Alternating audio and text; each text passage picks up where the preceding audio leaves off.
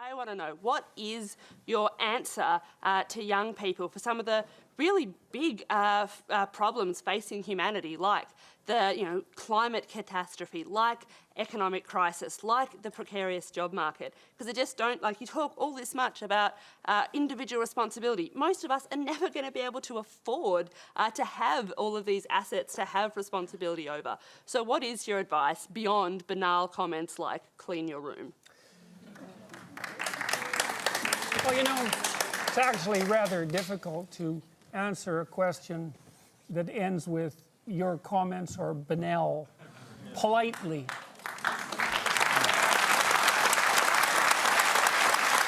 So, I would consider that more of an opinionated, personal and political statement than actually a question.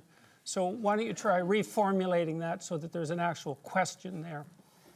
What is your...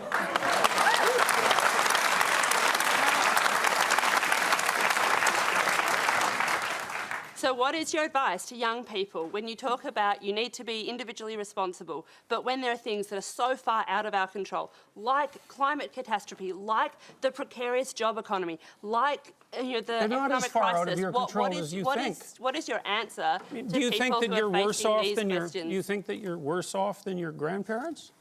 I think there are different challenges. Do you think you're worse off than your grandparents? I think that... Jordan, once again, we're not going to cross-examine our questioners.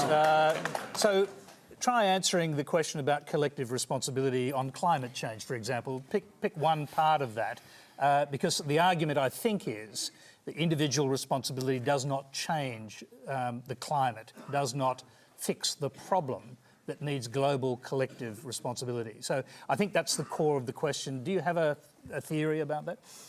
Well, fundamentally, I'm a psychologist, and my experience has been that people can do a tremendous amount of good for themselves and for the people who are immediately around them by looking to their own inadequacies and their own flaws and the things that they're not doing in their lives and starting to build themselves up as more powerful individuals. And if they're capable of doing that, then they're capable of expanding their career. And if they're capable of expanding their career and their competence, then they're capable of taking their place in the community as effective leaders.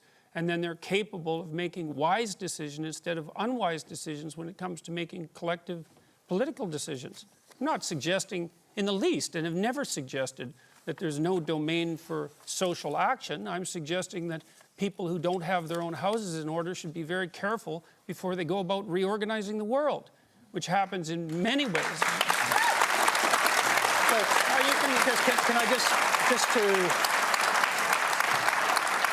if a young person believes that the climate, the global warming problem on the climate is something that needs to be tackled quickly, and they can't wait until they grow up and become prime ministers to do it, do you think collective responsibility overrides individual responsibility in a huge issue like that? No. Okay. I don't. Okay.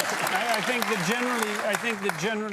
think generally people have things that are more within their personal purview that are more difficult to deal with and that they're avoiding, and that generally the way they avoid them is by adopting pseudo-moralistic stances on large-scale social issues so that they look good to their friends and their neighbors.